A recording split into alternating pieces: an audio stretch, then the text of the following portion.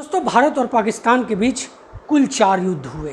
1947-48 का युद्ध, 1965 का युद्ध, 1971 का युद्ध और 1999 का कारगिल युद्ध। दोस्तों, इन चारों युद्धों में उसे हार का सामना करना पड़ा, लेकिन जिस एक हार ने उसे एक गहरा जख्म दिया, जिसकी टिस उसे आज तक लगती है, जिसका दर्द उसे आज तक है, वो युद्ध है दोस्तों 1971 का युद्ध। दोस्तों, आखिर क्या कारण थे?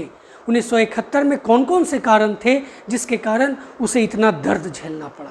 क्या सिर्फ पूर्वी पाकिस्तान का अलग होना और बांग्लादेश के रूप में एक नए देश का सृजन होना एक काफ़ी कारण था, कि और कौन कौन से कारण ऐसे हुए जो उसे आज तक दर्द देता है और जिसका बदला वो भारत से हमेशा लेना चाहता है, लेकिन उसमें अभी तक वो सफल नहीं हो पाया है? दोस्तों, ऐसे कौन कौन से कारण थे 1971 के युद्ध में? मैं आज इस वीडियो में आपको बताने वाला हूँ। दोस्तों, मैं आज इस वीडियो में 1971 के युद्ध के कारणों पर भी चर्चा करूँगा। क्या क्या कारण थे जिसके कारण ये युद्ध हुआ, और पाकिस्तान सबसे पहले हमला बोला और भारत से बुरी तरह से हारा, और किस तरह का दर्द उसे झेलना पड़ा। इन सब पर आज मैं इस वीडियो में चर्चा करूंगा। दोस्तों, यह वीडियो बहुत ही रोचक होने वाला है, तो मेरा आग्रह है आपसे कि आप यह वीडियो अंत तक देखें। दोस्तों, मैं आपसे कमेंट भी चाहूँगा, तो चलिए इस वीडियो को शुरू करते हैं। दोस्तों, सबसे पहले हम लोग बात करेंगे कि इस युद्ध का कारण क्या था, या आखिर युद्ध हुआ क्यों। तो देखिए, पाकिस्तान में 1947 के बाद से ही पश्चिमी पाकिस्तान और पूर्वी पाकिस्तान, जिसे आज आप बांग्लादेश कहते हैं, में भाषा आधारित जातीय तनाव जारी था। पश्चिमी पाकिस्तान हमेशा ही अपना प्रभाव बनाए रखने की कोशिश करता था, लेकिन युद्ध की पृष्ठभूमि की जो शुरुआत है ना दोस्तों, वो 1969 के आम चुनाव से हुई। 313 सीटों वाली पाकिस्तान नेशनल असेंबली में पूर्वी पाकिस्तान के नेता मुजीबुर रहमान की पार्टी को 167 सीटें मिली। यानी पूर्वी पाकिस्तान में कुल 169 सीटें थी, जिसमें 167 सीटें अकेले मुजीबुर रहमान की पार्टी ने जीत ली थी। कायदे से उन्हें सरकार बनाने का मौका मिलना चाहिए था, लेकिन नेशनल सिक्योरिटी काउंसिल ने इसका विरोध किया, और साथ ही पश्चिमी पाकिस्तान की मुख्य पार्टी जो उस समय थी, पाकिस्तान पीपुल्स पार्टी के जो नेता थे जुल्फ़िकार अली भुट्टो, ने भी मुजीब के सरकार बनाने का विरोध किया। जवाब में दोस्तों, मुजीब ने पूर्वी पाकिस्तान में विरोध प्रदर्शन के तौर पर बंद का आयोजन किया, और कई जगह हड़तालें बुलाई गई। 1971 की शुरुआत में इन विरोध प्रदर्शनों को कुचलने पश्चिमी पाकिस्तान से जनरल टीका खान को निर्देश दिया गया, कुचलने के लिए, कि आप जाइए और इस विरोध प्रदर्शन को बिल्कुल नेस्तनाबूद कर दीजिए। जनरल ने ऑपरेशन सर्च लाइट चलाया। इसमें बड़े पैमाने पर गिरफ्तारियां की गई, लाखों लोगों का नरसंहार तक कर दिया गया, बहुत से लोग मारे गए। अकेले चटगांव में 1 लाख से ज़्यादा लोगों को मारा गया। दोस्तों, जनरल टीका खान को बंगाल के इस नरसंहार के लिए बंगाल के कसाई के रूप में उसे टाइटल मिला।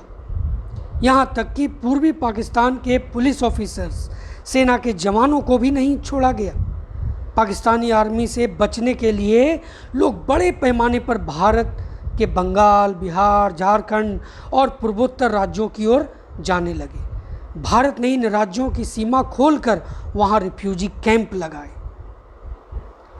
दोस्तों, भारत ने पाकिस्तानी जुल्म को दुनिया भर के मंच पर उठाया, लेकिन कोई सहायता करने आगे नहीं आया। मुजीबुर रहमान को 25 मार्च को गिरफ्तार कर लिया गया। दोस्तों, 26 मार्च को पाकिस्तान आर्मी के जनरल जियाउर रहमान, जो बंगाली थे, उन्होंने स्वतंत्रता की घोषणा कर दी। पाकिस्तानी नरसंहार के खिलाफ भारत लगातार दुनिया से मदद की गुहार करता रहा। हर जगह हमारे देश के प्रधानमंत्री, जो उस समय तात्कालिक प्रधानमंत्री थे इंदिरा गांधी, उन्होंने सारे दुनिया के बाकी जितने भी दुनिया के कंट्रीज़ थे उनसे मदद की मांग की, लेकिन कोई भी उस मदद के लिए आगे नहीं आया। भारत ने बंगाली स्वतंत्रता को पूरा समर्थन देने की घोषणा कर दी। पाकिस्तानी आर्मी में शामिल बंगाली फौजी भारतीय कैंपों में आने लगे। दोस्तों, यहाँ उन्होंने मुक्ति बाहिनी सेना बनाई। यहाँ उन्हें हथियार और ट्रेनिंग दी गई। दोस्तों, अक्टूबर-नवंबर 1971 के महीने में भारत के तत्कालीन प्रधानमंत्री इंदिरा गांधी और उनके सलाहकारों ने यूरोप और अमेरिका का दौरा किया। उन्होंने दुनिया के लीडरों के सामने भारत के नज़रिए को रखा, लेकिन इंदिरा गांधी और अमेरिका के तत्कालीन राष्ट्रपति रिचर्ड निक्सन के बीच बातचीत किसी नतीजे पर नहीं पहुंची। निक्सन ने मुजीबुर रहमान की रिहाई के लिए कुछ भी करने के लिए से हाथ खड़ा कर दिया।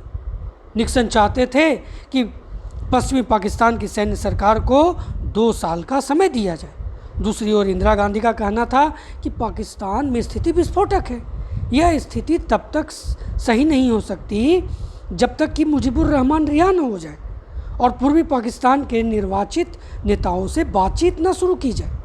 उन्होंने निक्सन से यह भी कहा कि अगर पाकिस्तान ने सीमा पार भारत में उकसावे की कार्रवाई जारी रखी तो भारत बदले की कार्रवाई करने से पीछे नहीं हटेगा। पूर्वी पाकिस्तान संकट विस्फोटक स्थिति तक पहुंच गई। पश्चिमी पाकिस्तान में बड़े बड़े मार्च हुए और भारत के खिलाफ सैन्य कार्रवाई की मांग की गई। दूसरी तरफ भारतीय सैनिक पूर्वी पाकिस्तान की सीमा पर चौकसी बरते हुए थे। 23 नवंबर 1971 को पाकिस्तान के राष्ट्रपति याहिया खान ने पाकिस्तानियों से युद्ध के लिए तैयार रहने को कहा और 3 दिसंबर 1971 को पाकिस्तान की वायुसेना ने भारत पर हमला कर दिया। भारत के अमृतसर और आगरा समेत दोस्तों 300 किलोमीटर अंदर तक कई शहरों को निशाना बनाया था पाकिस्तान ने। इसके साथ ही 1971 के भारत पाक युद्ध की शुरुआत हो गई। दोस्तों, जिस तरह का हमला भारत पर पाकिस्तान ने किया था, यह हमला 1967 में इजराइल द्वारा अरब देशों पर किए गए हमले से प्रेरित था। इजराइल ने जो हमला किया था अरब देशों पर, वो लगभग कई 100 किलोमीटर अरब ज़मीन पर हवाई हमले किए थे और उसी तरह का हमला पाकिस्तान भी भारत पर किया। पाकिस्तानी हमले में भारतीय सीमा में, जैसा कि मैंने आपको बताया, कि 300 किलोमीटर अंदर आगरा तक को भी निशाना बनाया गया था और इस हमले का नाम उन्होंने ऑपरेशन चंगेज खान रखा था, लेकिन हमला सफल नहीं हो पाया। जवाब में भारत ने पश्चिमी सीमा के साथ साथ पूर्वी पाकिस्तान में भी सेना को अंदर जाने का आदेश दे दिया।